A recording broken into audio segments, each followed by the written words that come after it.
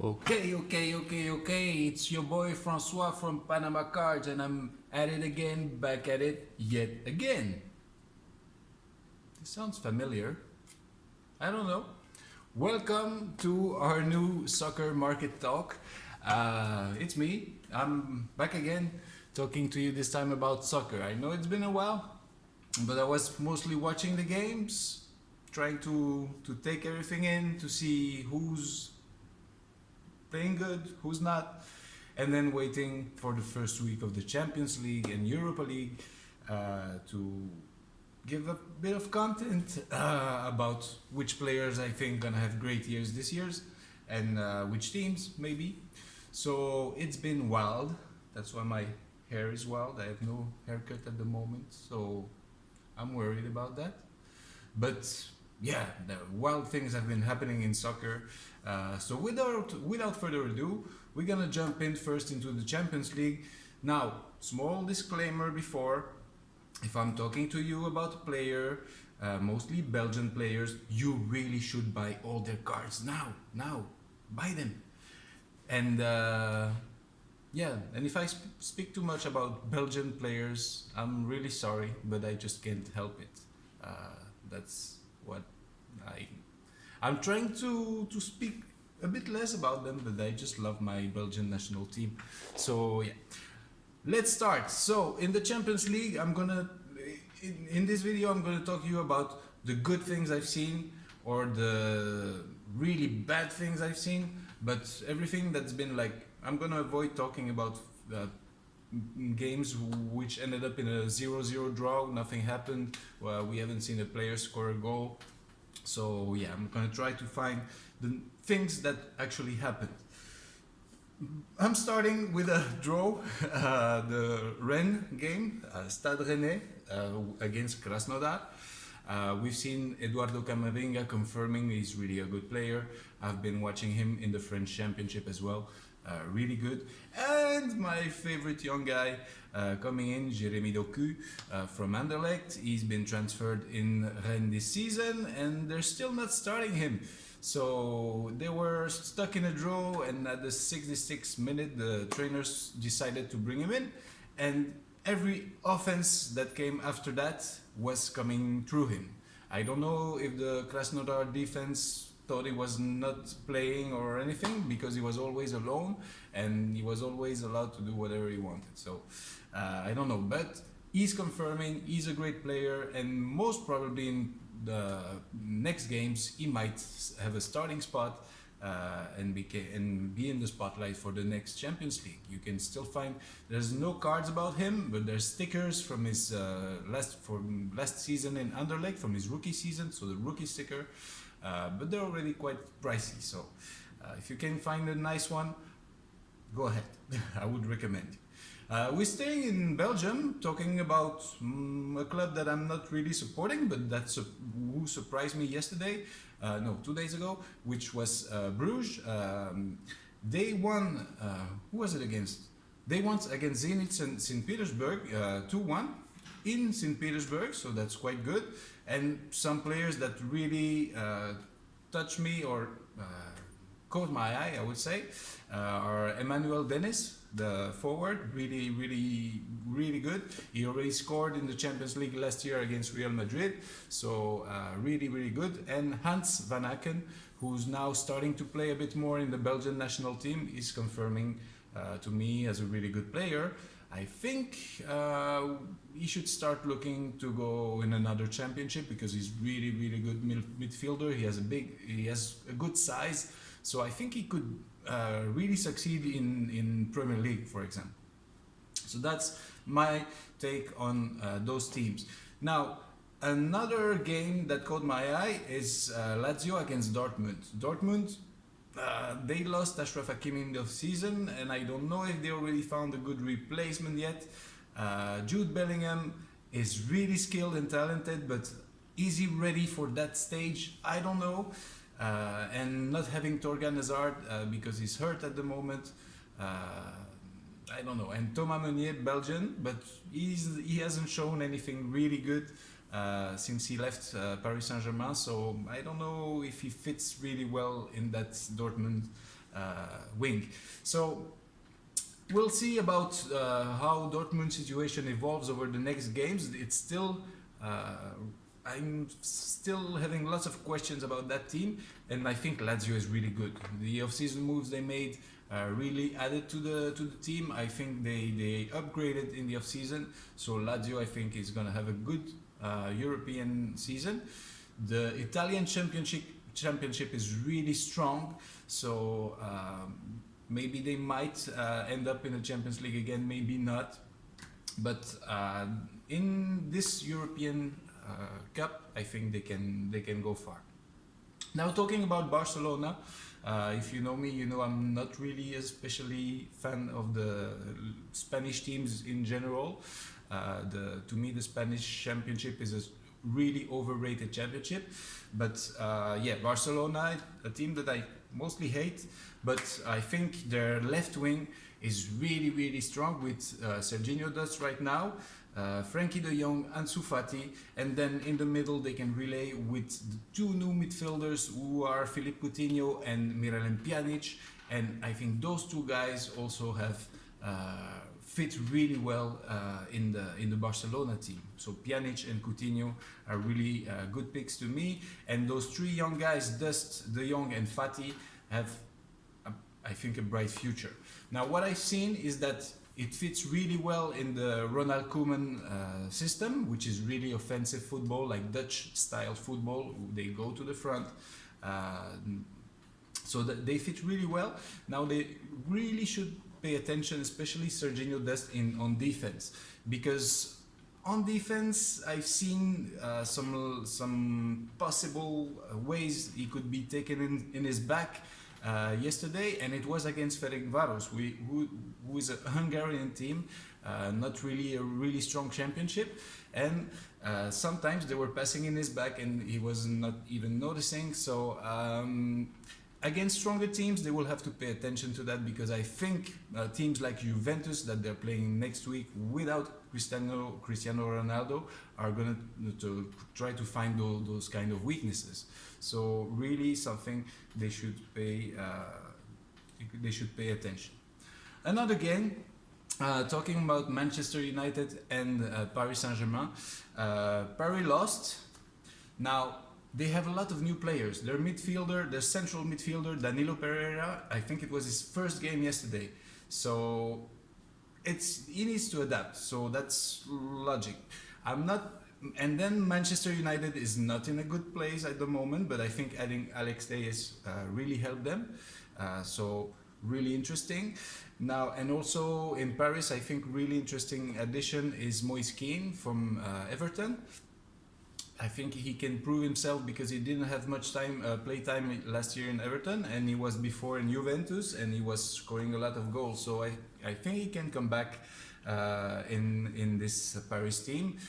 Now we don't know if Icardi is playing or is planning to come back, but Cavani has gone, so I think Moise Kean can have a really nice spot in the Paris Saint-Germain team. So that's something. And even if they lost Timo Werner, I think Leipzig are still there and they're still a contender. From what I've seen the other day, from what they're playing, I think Leipzig is still to be counted on. Atletico Madrid are playing really well in La Liga, but their game against Bayern, they totally imploded. There was no more defense, so 4-0 they lost. Now it's Bayern. They're once again my favorites to win this Champions League.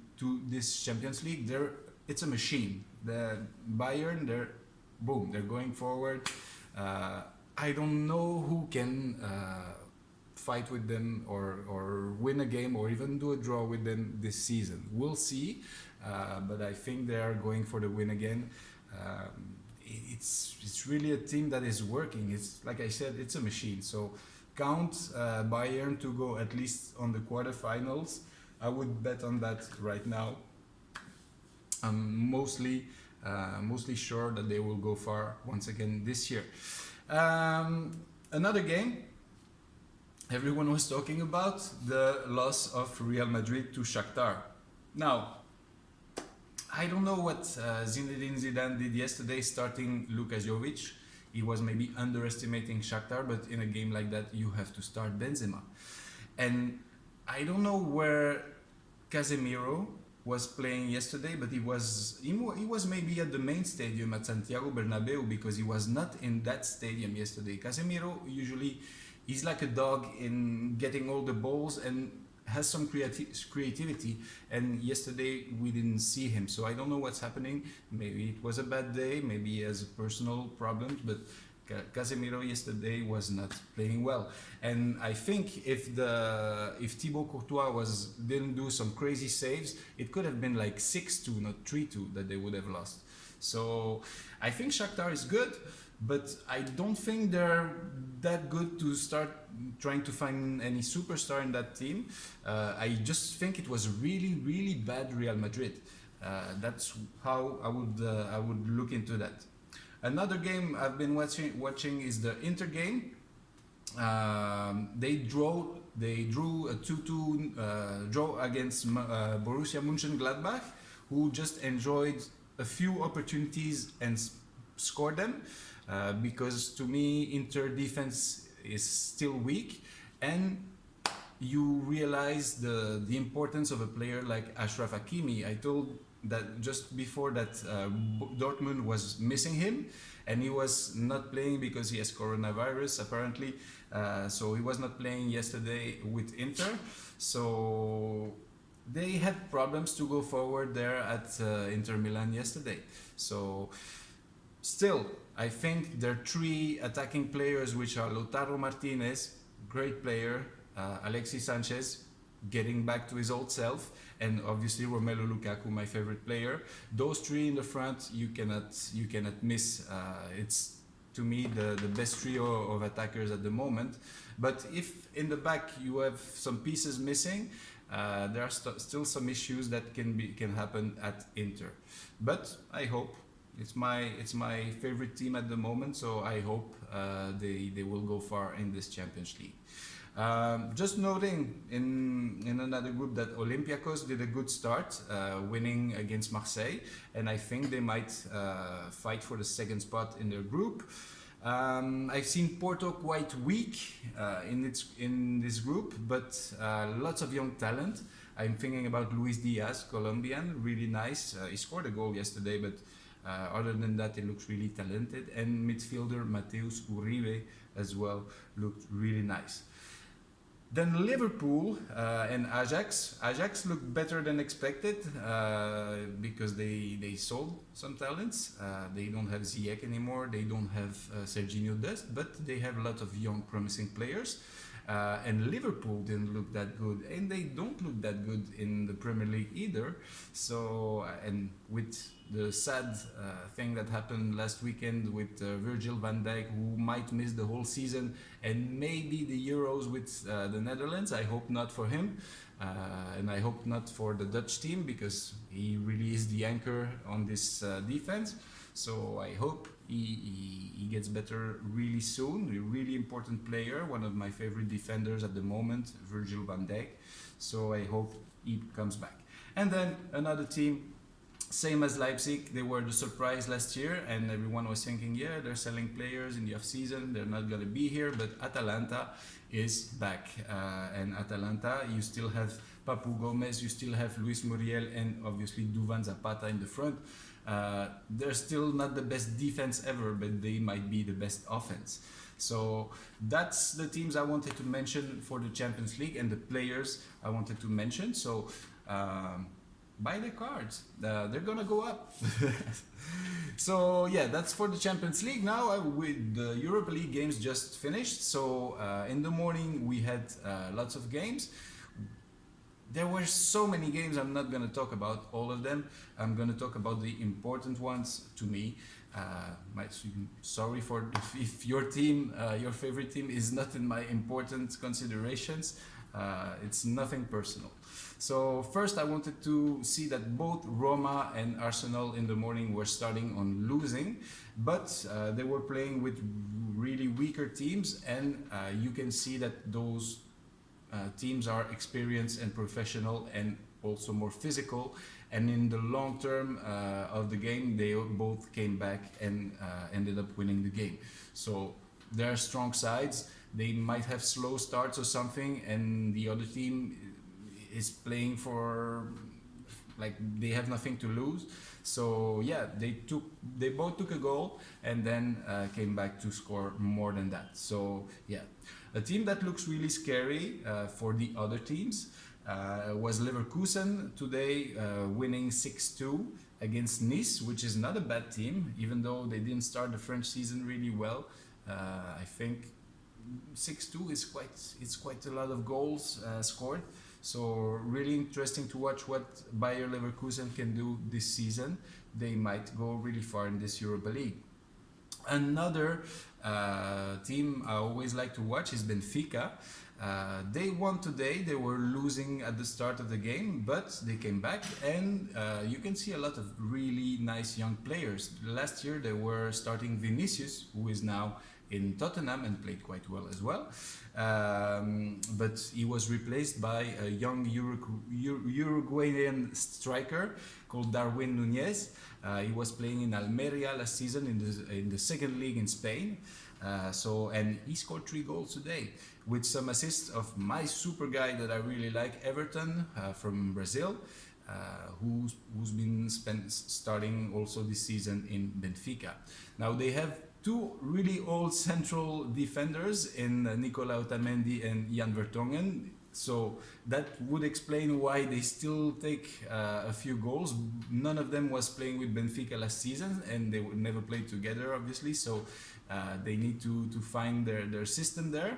That's why they, I think, took 2 goals today. But I think Benfica can go really far.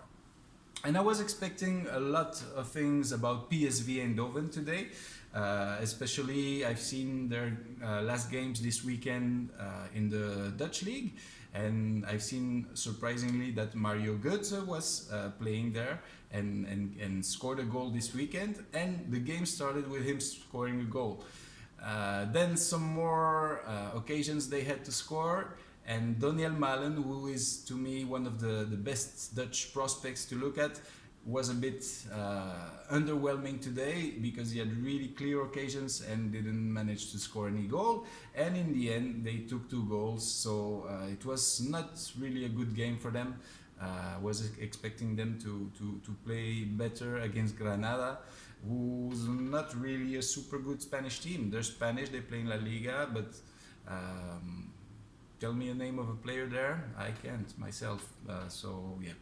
Not really happy about what happened with PSV. Same thing with Real Sociedad. They won 0-1, scoring the goal at the 91st minute.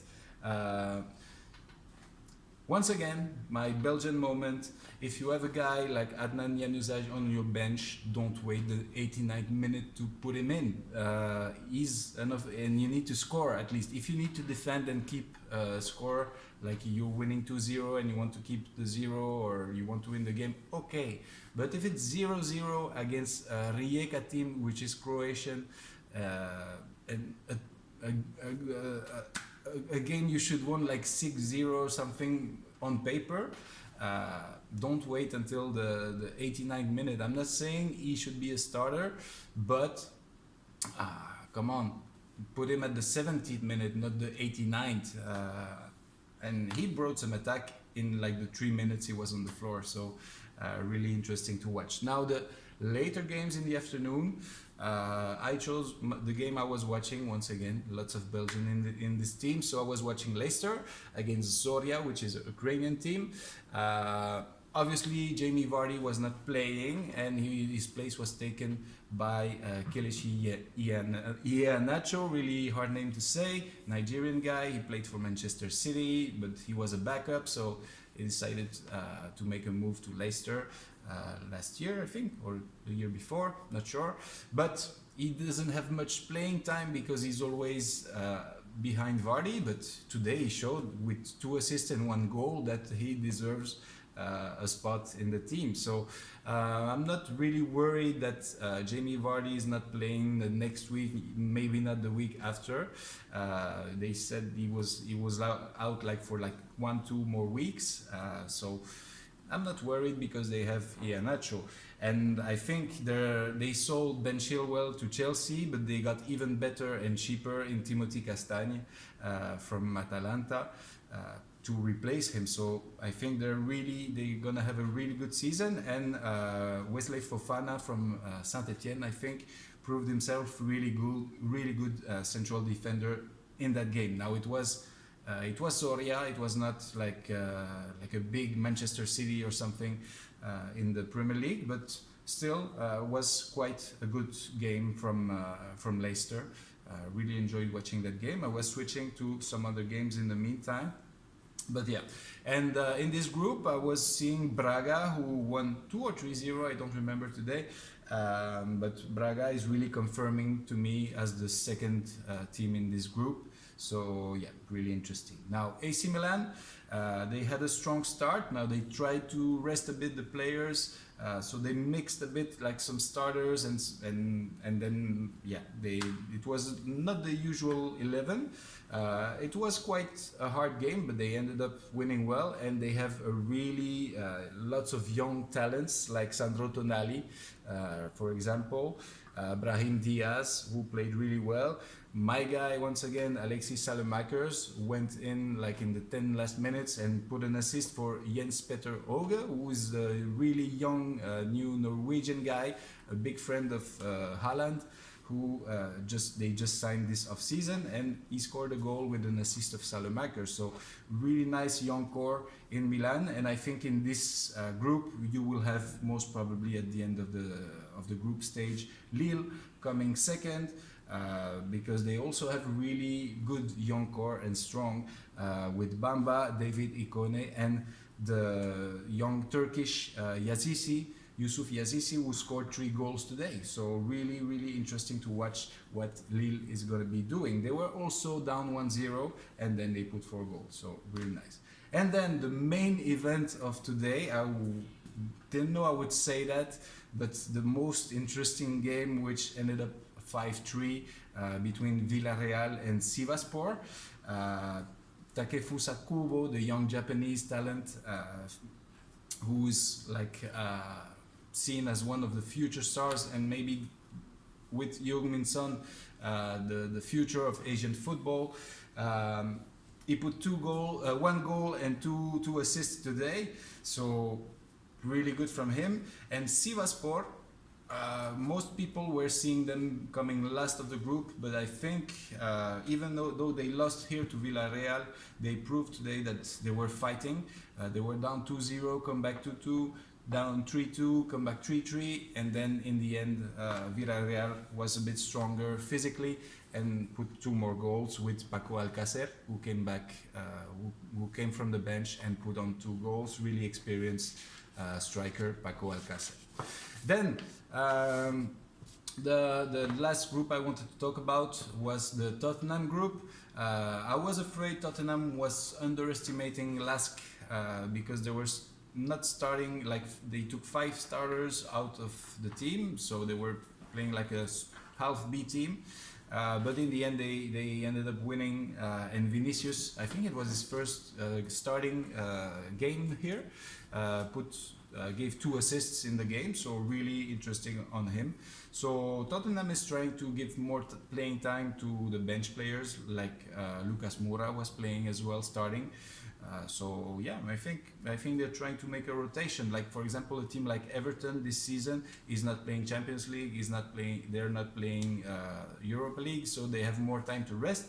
So that's going to be also a factor in looking who's going to get the Premier League. For the moment, Everton is on top, but Tottenham are quite well, and Leicester as well. But those teams have European championships this season, and Everton doesn't. So they might feel a bit more tired by the end of the season when the important games come. And the last team I want to talk about in this group was Antwerp. Royal Antwerp. It's a like refurbished club. We have that quite commonly in Belgium, clubs changing names and stuff like that. But yeah, Antwerp is like the comeback of a historic club, and they have mostly veterans. They try to build something around that, and they managed to win their game today. Who was it against? I don't remember. But yeah, against Ludogorets, who is a really good Bulgarian team. So yeah, I think that was really interesting. I have my dog playing music. Panenka. I'm gonna interrupt that noise. Never buy this to your dogs. And then we will finish. I was just finishing. I will introduce you to my dog. That way you know who's making noise in my videos and who's eating my air sometimes. So yeah, those were my takes. There are 2 more groups in the Europa League, but they ended up like those teams. I don't see them going anywhere at the moment. So maybe that can change, and I will talk about them in the next coming weeks. Pay attention that this time the schedule is really loaded. We're gonna have now two or three more weeks of European footballs on soccer on Tuesdays, Wednesdays, Thursdays. So it's gonna be really interesting, really intense. Can't wait to get there. Already talked about a lot of players. Let's look to their cards. Some of them don't even have a card yet. Was talking about Darwin Nunez from Benfica. He doesn't have a card yet. So we're gonna look what's coming, what sets are coming. We know we have a Champions League set, but is Panini gonna bring us, or Topps gonna bring us a new set? We don't know. So tell me guys what you think about my takes. It's been a long video. I'm gonna try to cut it short, but thanks for watching. Just wanted to give a shout out to 2 new soccer YouTubers that I really like. And mostly they really like Latin American football, South American and Central American. I'm talking about Mohit's Collectible. I don't remember the end, but I will put the link in the description, and also Alo Panenka. Those 2 new soccer channels are really interesting, and if you want to learn more about American, Central American and South American players, they're really interesting and have better knowledge than me in those categories. Thanks for watching guys. Sorry for being long, and I'll see you some other day. Bye.